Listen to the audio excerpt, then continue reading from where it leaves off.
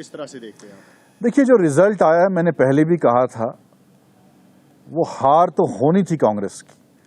जो इनकी स्ट्रेटजी है, जो इनका तरीका है, हेलीकॉप्टर और 5 स्टार वाली कंपेनिंग, वो फेल हो गई। जब हम पार्टी से निकले थे, गुलाम नबी आज़ाद साहब जब पार्टी से निकले थे, कपिल सिब्बल साहब जब पार्टी से निकले थे, उनके घर में पथराव किया गया, क्योंकि उन्होंने सिर्फ ये कहा था कि ऑर्गेनाइजेशनल चेंजेस होनी चाहिए, स्ट्रेटजी आपकी चेंज होनी चाहिए।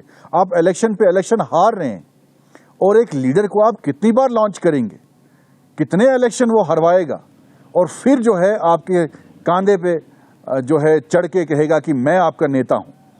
तो एक नॉन सीरियस अप्रोच कांग्रेस की है। जिस तरीके से आपने जनरल सेक्रेटरी इंचार्ज उस व्यक्ति को बनाया जो शादी.com का मैनेजर था, कृष्णा आलूवारी, वो हमारे साथ काम करता था, और वो एक नॉन सीरियस आदमी है। आपने किसी सीनियर व्यक्ति को बिहार का इंचार्ज बनाया होता, और उस पर आरोप जो लगे कि उसने सीटों की चोरी की, उसने सीटें बेची, टिकट बेची, और उस व्यक्ति को आपने इंचार्ज बनाया, किसी सीनियर व्यक्ति को आपने बनाया होता, रिजल्ट कुछ और होते।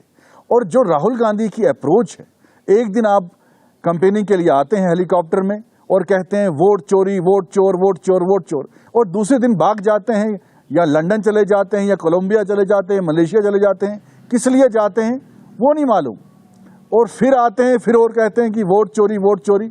और फिर जब हमारे त्योहारों पे आप सवाल उठाते हैं तो जनता जवाब देगी। जनता चाहती है कि बेरोजगारी पे सवाल हो, जनता चाहती है कि जो इश्यूज हैं बाकी उन पे बात हो, चर्चा हो। As leader of the opposition आप फेल हो गए हैं, और मुझे लगता है कि अगर थोड़ी सी शर्म बची है राहुल गांधी जी को, उनको इस्तीफा देना चाहिए। He is not fit as a leader, वो लीड नहीं कर सकते। इसीलिए बहुत से कांग्रेस के लोग हम जैसे जो हैं छोड़ के चले गए, हम तंग आ गए